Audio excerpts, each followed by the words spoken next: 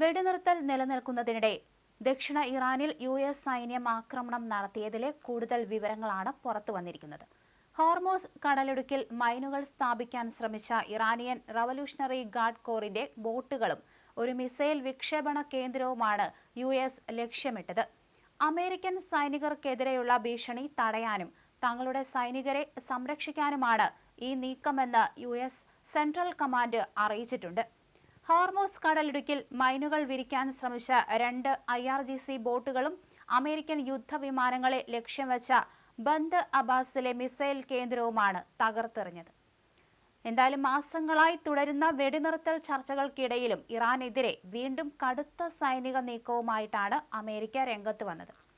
ഇറാനിൽ വ്യോമാക്രമണം ശക്തമാക്കിയിട്ടുണ്ട്. തെക്കൻ ഇറാനിലെ തന്ത്രപ്രധാന മേഖലകളിൽ യു.എസ്. സൈന്യം പുതിയ വ്യോമാക്രമണങ്ങൾ നടത്തിയതായിട്ട് യു.എസ്. സെൻട്രൽ കമാൻഡ് സ്ഥിരീകരിച്ചിട്ടുണ്ട്.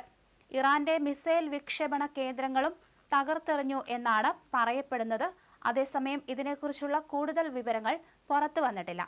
സ്വയം രക്ഷ മുൻനിർത്തിയാണ് ആക്രമണം നടത്തിയതെന്നും തങ്ങളുടെ സൈന്യത്തിന് നേരെ ഇറാൻ സേന ഉയർത്തുന്ന ഭീഷണികളിൽ നിന്നുള്ള പ്രതിരോധ നടപടിയാണിതെന്നും യു.എസ്. സെൻട്രൽ കമാൻഡ് പ്രസ്താവനയിൽ വ്യക്തമാക്കി. നിലവിലുള്ള വെടിനിർത്തൽ വ്യവസ്ഥകൾ പാലിച്ച് പരമാവധി സംയമനം പാലിക്കുമ്പോഴും തങ്ങളുടെ സൈന്യത്തെ സംരക്ഷിക്കാനുള്ള നടപടികൾ തുടരുമെന്ന് യു.എസ്. സൈനിക വക്താവ് ക്യാപ്റ്റൻ ടിം ഹോക്കിൻസ് അറിയിച്ചു. തന്ത്രപ്രധാനമായ ഹോർമൂസ് കടലിടുക്കിന് സമീപമുള്ള തുറമുഖ നഗരവും ഇറാന്റെ പ്രധാന നാവിക താവളവുമായ ബന്ദർ അബ്ബാസിന് അടുത്തുള്ള പ്രദേശങ്ങളിലാണ് ആക്രമണം നടന്നത്. ബന്ദർ അബ്ബാസ് മേഖലയിൽ ശക്തമായ സ്ഫോടന ശബ്ദങ്ങൾ കേട്ടതായും പ്രാദേശിക ഉദ്യോഗസ്ഥർ ഇതിനെക്കുറിച്ച് അന്വേഷണം ആരംഭിച്ചതായും ഔദ്യോഗിക മാധ്യമങ്ങൾ നേരത്തെ തന്നെ റിപ്പോർട്ട് ചെയ്തിരുന്നു. അമേരിക്കയുമായുള്ള സമാധാന ചർച്ചകളിൽ പുരോഗതിയുണ്ടെന്നും എന്നാൽ അന്തിമ കരാർ ഉടൻ സാധ്യമാകില്ലെന്നും ഇറാന്റെ വിദേശകാര്യ മന്ത്രാലയ വക്താവ് ഇസ്മായിൽ ഖബായി വ്യക്തമാക്കിയതിന് തൊട്ടു പിന്നാലെയാണ് ഈ പുതിയ ആക്രമണം ഉണ്ടായിരിക്കുന്നത്. ചർച്ചകളിൽ വലിയൊരു ശതമാനം വിഷയങ്ങളിലും തീരുമാനത്തിൽ എത്തിയിട്ടുണ്ട് എന്നത് ശരിയാണെങ്കിലും കരാർ ഒപ്പിടാൻ സമയമായി എന്ന് അവകാശപ്പെടാൻ ആർക്കും കഴിയില്ലെന്ന് അദ്ദേഹം പറഞ്ഞിരുന്നു.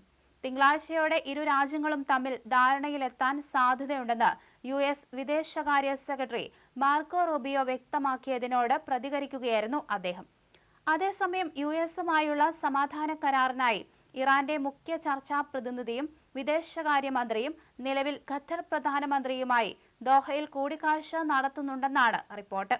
കഴിഞ്ഞ ഏപ്രിൽ 8 മുതൽ യു.എസ്. ഇറാൻ സൈന്യങ്ങൾ തമ്മിൽ വെടിനിർത്തൽ നിലവിലുണ്ടായിരുന്നു. എങ്കിലും ഹോർമൂസ് കടലിടുക്കിലൂടെയുള്ള കപ്പൽ ഗതാഗതത്തിനുമേൽ ഇറാൻ ഏർപ്പെടുത്തിയ നിയന്ത്രണങ്ങൾ തുടരുകയാണ്. ഇറാന്റെ തുറമുഖങ്ങൾ പൂർണ്ണമായി ഉപരോധിക്കാനുള്ള ശ്രമത്തിലാണ് യു.എസ്. നാവികസേന.